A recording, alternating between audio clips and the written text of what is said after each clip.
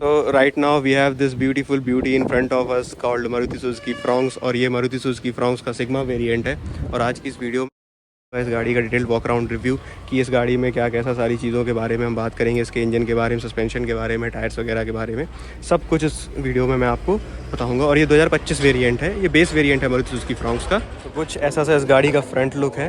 बात करें इस गाड़ी के DRL के बारे में, तो इस गाड़ी में DRL जो होते हैं हेलोजन बेस्ड आते हैं, क्योंकि सिग्मा वेरिएंट है।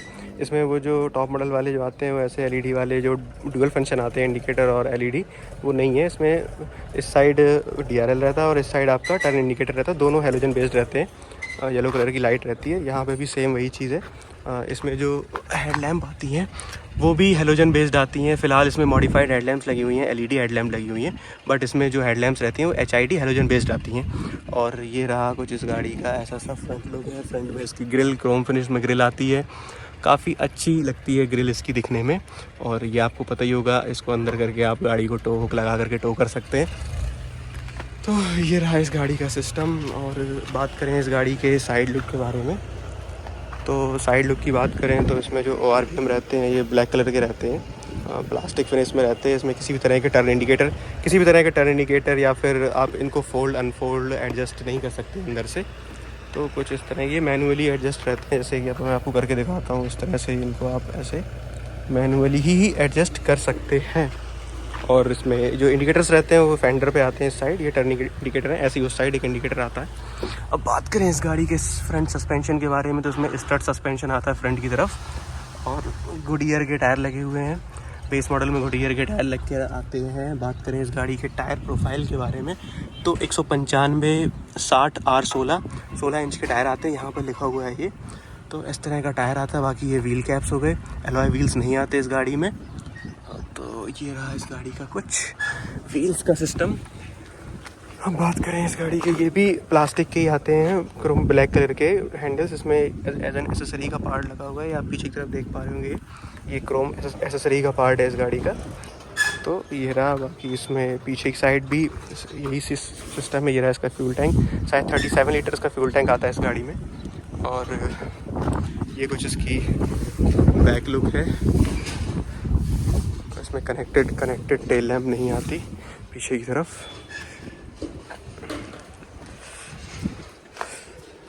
ये इस गाड़ी का side look.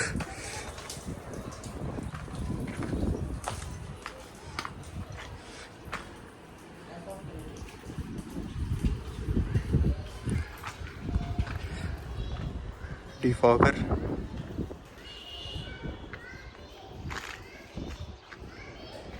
Shark fin antenna. अब आपको इस गाड़ी का इंजन खोल के दिखाते हैं, इस गाड़ी में क्या कैसा इंजन आता है। बेसिकली ये पेट्रोल इंजन गाड़ी है।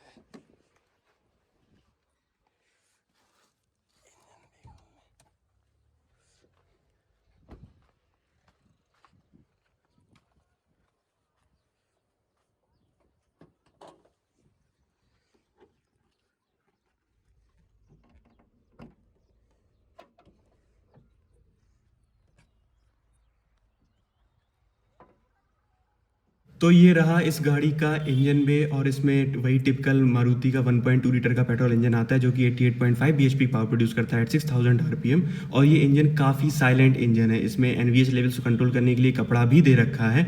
और ये वही इंजन है मारुति का जो आपको हर दूसरी गाड़ी मिल जाए, जैसे कि बेलेनो हो गई, फ्रॉन्क्स हो गई, सोनेट हो गई, वेन्यू हो गई, नेक्सॉन हो गई।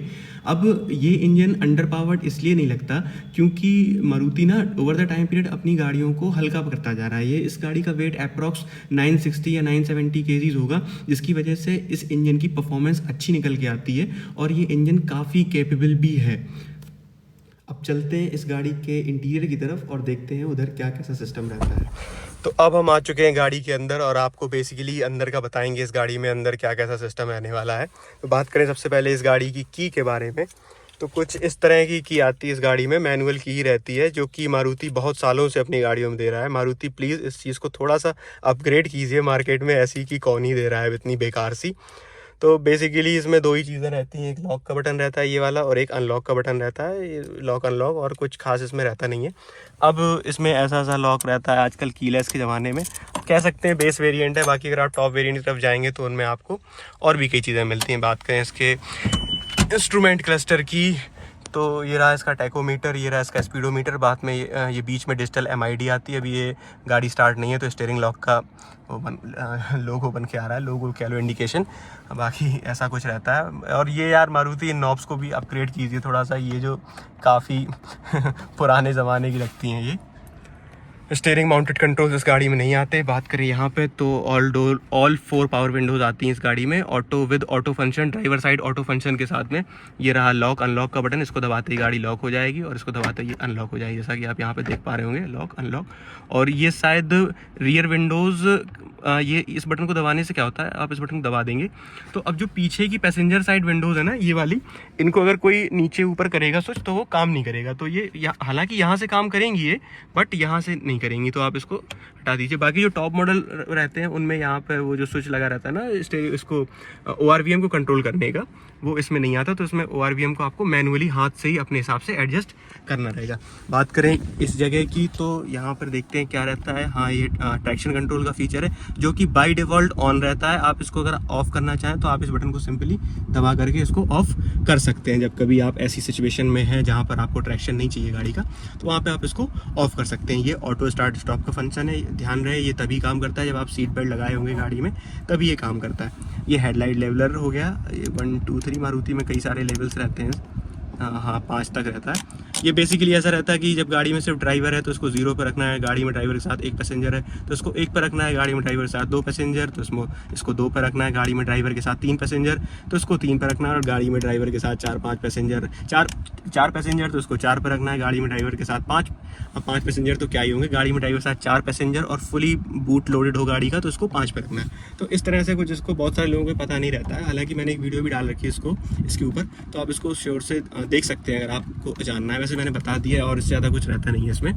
आगे कुछ इस तरह के इसके रहते हैं डोर खोलने बंद करने वाले। ये रहा इसके AC वेंट, ये रहा इसको बंद करने का, वो इससे बंद हो जाता है, इससे फिर से चलने लगता है। आप बेसिकली एयर का फ्लो कंट्रोल कर सकते हैं, कितनी आपको एयर चाहिए। इस साइड इसके लाइट्स के कंट्रोल आते हैं। ये बेसिकली ऑफ हो गया, ये पार्किंग लाइट्स का हो गया, और ये रहा अपना हेडलैम्प का, और ये बेसिकली इंडिकेटर्स हो गए लेफ़्ट राइट। ठीक है, इस गाड़ी में ऑटो हेडलैम्प जैसा कोई फंक्शन नहीं आता है। सिग्मा वेरिएंट में आता होगा, तो उसमें आता होगा क्या कहते हैं, टॉप वेरिएंट्स की तरफ अगर आप जाएंगे। अब जरा इसको थोड़ा सा ये रहे हमारे उसके वाइपर के कंट्रोल्स। ऐसा अगर इसमें वाइपर कंट्रोल्स में आपको बता दूं, आप इसको ऐसे करते हैं, ऊपर की तरफ खींचते हैं तो इसमें जो वॉशर फ्लूइड डलता है ना, वाइपर वॉशर फ्लूइड, वो स्प्रे में लगता है, बेसिकली पानी आने लगता है और वाइपर चलने लगता है। विंडशील्ड साफ़ करने के लिए उसका यूज़ किया जाता है। और यहाँ पे आप इसको ऐसे ऊपर नीचे करके आपको जो भी जैसा भी वाइपर चलाना हो, कई सारे जैसे कि लो, इंटरमीडिएट, ऑफ, मिस्ट, ये कई सारे ऑप्शन रहते हैं। बेसिकली वाइपर की स्पीड के ऊपर है कितनी तेज़ वाइपर चलेगा, तो वो सारी चीज़ें इसमें रहती हैं। अभी इसमें बैक गेयर लगा, इसको हटा देते हैं। ये बात करें इस जगह की तो यहाँ पे इसके AC कंट्रोल्स आते हैं। ये रहे फ़ैन स्पीड कम करने के, यहाँ से फ़ैन स्पीड कम हो जाएगी और जैसे जैसे इसको ऊपर की तरफ करेंगे फ़ैन स्पीड बढ़ती जाएगी। तो ऐसे ऐसे कुछ इसके फ़ैन स्पीड कंट्रोल करने के। ये रहे टेम्परेचर के, आप इसको नीचे करेंगे तो बेसिकली टेम्परेचर कम होता जाएगा, ऊपर करेंगे तो टेम्परेचर बढ़ता जाएगा। ये रहा रिसर्कुलेशन का, एयर रिसर्कुलेशन का बटन। ये रहा AC का बटन, ये AC ऑफ का बटन। ऑटोमेटिक AC इस गाड़ी में आता है। बाकी ये फ्रंट डिफॉगर और ये रियर डिफॉगर का।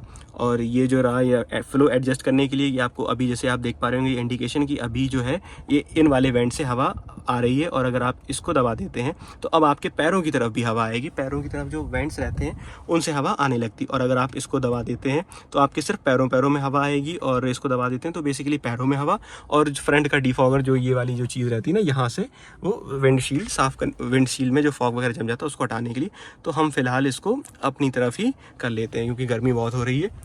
तो कुछ ऐसा सा इसका लुक रहता है। ये अंदर से काफ़ी प्रीमियम लगती है। हालांकि मारुति की बहुत सारी गाड़ियां कुछ ऐसी ही सिमिलर लगने लगी हैं आजकल, बेलेनो वगैरह। मारुति पार्ट शेयरिंग पता नहीं क्यों बहुत ज़्यादा कर रहा है, हर चीज़ में यही सेम लुक दे रहा है। कोई मारुति कोई भी गाड़ी में बैठ जाओ, पता नहीं चलता कौन सी गाड़ी में बैठे हैं, अंदर सारी गाड़ियाँ सेम लगती हैं आजकल। बस इसमें थोड़ा सा ये चेंज कर दिया, इसकी वजह से लगती है कि हाँ ये फ्रॉन्क्स है, बाकी तो सेम ही लगती है।